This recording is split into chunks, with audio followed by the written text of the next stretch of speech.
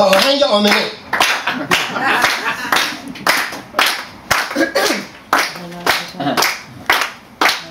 یه دستمال هم لازمه. خامنه خامنه خشم تو خار خشاب منه، خونم ز خشتت خارش گرفته، خارت ز خونم بیرون نرفته، من مختون ز بیخ تو، میخائیل میخ تو، فیزیک فزرتیم شیدای شمیخ تو. خامنه خامنه پشم تو سیم ستاره منه، دینم ز سینم آپولو 13 پولو خورشتم چوچولو 13 خامو کشیشتم دریا کو حشیشتم، تو پشت نماز من آقای پیشتم. خامنه خامنه آمنه جون با منه، جین جیم الفه اوف اوف و افف بلون لکله مولانا طائف. آخ آخ آخ آخ آخ آخ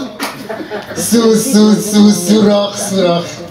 اولا که جگر هما وحشی را در این لحظه میرم، هما بیا یک آبروریزی که من کردم جبرانش کن. بفرما هما یکی از چریک وحشی، چریک بلبل‌های وحشی جمهوری وحشی شرنگستان 3 بار بگم وحشی بهتره و از آدمای بسیار عزیز زندگی من خیلی دوستش دارم. اون وقتایی که جوان خوشگل تر از الان بود و اینا، اگه نگاش میکردی از هر چشمش یک رگباری از اوزی و کلاشنیکوف و اینا شلیک میشد، خایه های آدم از دیدنش جفت میشد. اونقدر زیبا بود ولی جرأت نداشتی بهش بگی اخ جیگر تو برم، جیگر تو برم هما جون، بیا سرفراز کن جمهوری وحشی شرنگستان رو، خایه های بشریت تو برزه در بیار. هر شاید خدمت شما که راستش الان مدت هاست که نمیخونم و حتی به موسیقی هم یه گوش نمیدم، میگن اینا ساین دیپرشنه، ولی حسین که ازم خواست این کار میکنم دلم نیومد بهش بگم نه، چون خیلی دوستش دارم و به نظرم با همین خرابیاش انسان خوبیه.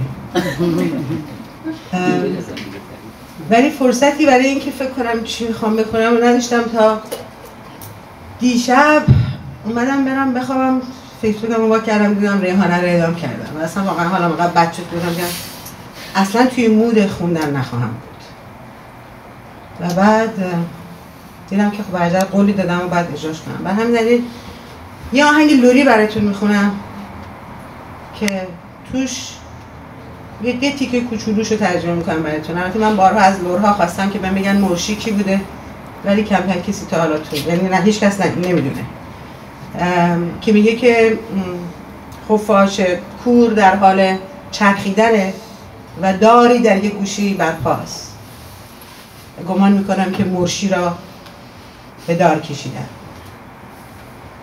و این مناسبت اعدام هایی که هر روز و هر شب در ایران اتفاق میفته و آخری شب ریحانه بود، فکر میکنم اونو بخونم برید.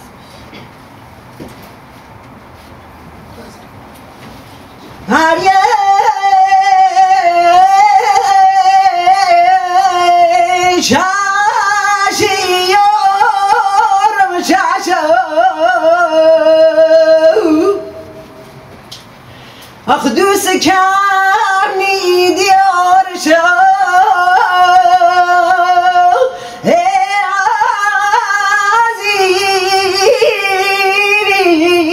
عزیزم حرت من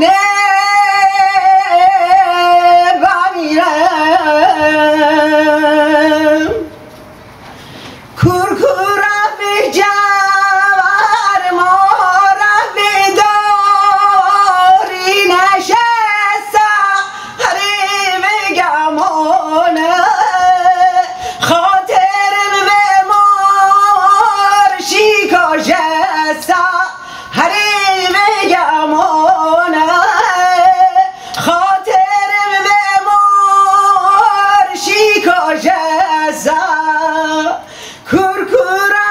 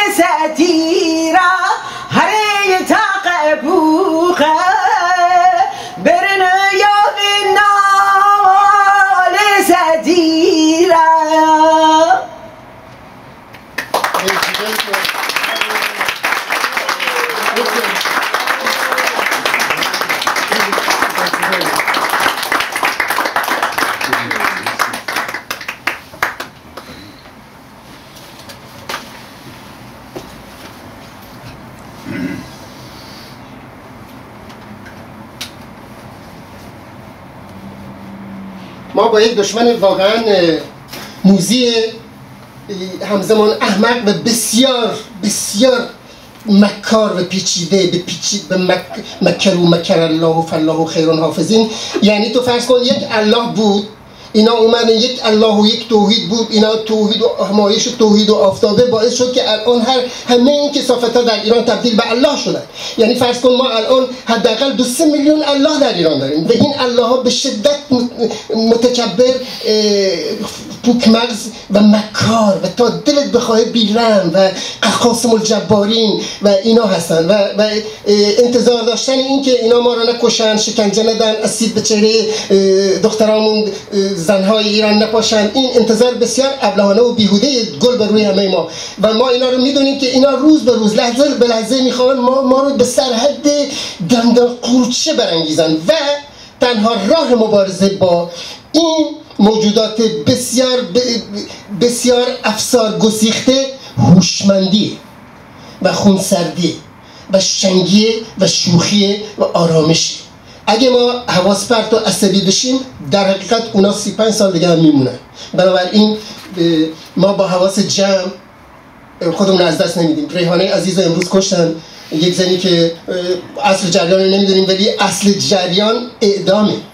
بعضیا میخوان بگن که اون کشته نکشته، حالا اون کشته نکشته. یک آدمایی در کمال بیشرمی در فیسبوک و دنیای مجازی میان و در عالم دفاع از قصاص و پرونده و دلیل و مدرک و حقوقدانایی هستن که میان چیز میکنن مسئله قصاص به اندازه اسیدپاشی و به اندازه اعدام‌های اینطوری که اعدام‌هایی که در روان ما حالت اعتیاد به وجود آورده، مثل مردم آمریکا که معتاد نفت و جنگ هستن ما رو معتاد اعدام کردن. این یاد همه اینا شاد و برای این مردمی که اونجا نشستن و دارن الان فریاد امنیت سر میزنن میدن یک کف محکم میزنن.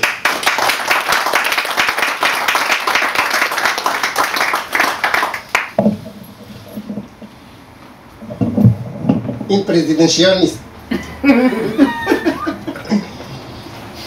یا این جهان بالینی من است یا من به بالین کتاب آمدم. آینده آیا همان الاغ معصومی نبود که خاوری‌های میانه از لب پرتگاه هل دادند پایین و قهقه زنان با موبایل از سقوط 10 متریش تا ته گاه پرت فیلم گرفتند طوری که حتی یادشان رفت بگویند الله اکبر الله اکبر. چنین جهادهای شادمان پیروزمندانه ای در حومه‌های زمان هیروشیما ناگازاکی پیش از سقوط لیتل بوی فتمن هم در لبخند بوداهای مجسمه ثبت شده. این 1-2 هفته پس از مرگ شعر عقیق گاردی از بنی عباس نیو ارتحال تهرانی نخوانده ای؟ این طرف مرف ها از روز ازل پرتگاه آینده بوده انگار. بی دلیل نیست که تا خشم و بیزاری و ملال کار کور می کند. فقط ما شاعریم، ما پیامبریم، ما عاشقیم. سوگند به زگیل ماوئی داور شعر و نبوت و عشق.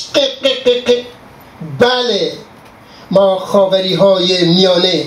ای کامبیز تمیز گفتار. کامبیز تمیز گفتار یکی از آدمای درست این روزگار بود. اینو یکی خطاب به اون گفتم اینا که چندی پیش مرد. یادش کامبیز تمیز گفتار شد. با مگس های قاف ای رفقا نکند پیف باف شد انقا. زیباتر روزی برای در، زیباتر روزی برای درک، زیباتر روزی برای درکونی زدن، زیباتر روزی برای درکونی زدن به بز، زیباتر روزی برای درکونی زدن به بزرگان، زیباتر روزی برای درکونی زدن به بزرگان دو، زیباتر روزی برای درکونی زدن به بزرگان دو پای هذیانگو. زیری به ما درکونی های متمدنانه زده ای. خدایا تابتان هست که در کونی وحشیانه ای بخورید. یاد شاملو شد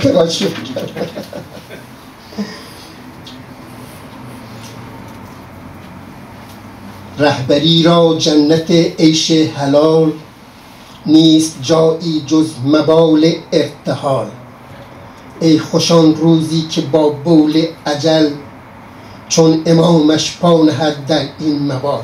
چون از ربایی خوشش میاد ربایی برای ریشه کنکنی از زیر دم کن ریشه کنکنی از زیر دم کن بی فیکون. ابوالفضل آمد و الله در رفت، کنه با خایه های مرگ ور رفت. دمی پیش رادیوی موج کوتاه را باز کردم هنگام بازی با امواج، پس از شنیدن خشخشی خنزر پنزری پسند و انبوهی یاوه مفت به زبان پشتو با لهجه طالبان بریده هایی از این اذان بی محل را شنیدم و نیش الهادم دراز شد. تا کنون چنین اذانی نشنیده بودم. چرا منارها زیر غنگ شترها فرو نمیریزند؟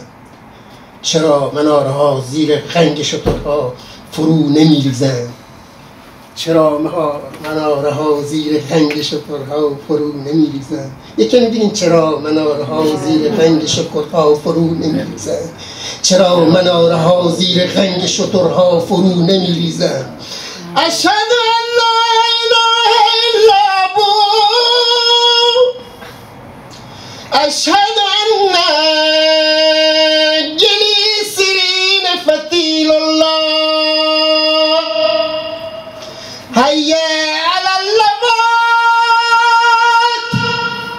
هيا على الزوالات، هيا على السلام، هيا على الكلاش، هيا على الفساد، هيا على الجهاد النكاح، هيا على شر الأبد، هيا على القائد، هيا على ملا عمر، أشهد أن موشك الاستيج، أشهد أن RPG 7، أشهد أن لا إله إلا بو. بگیم به به.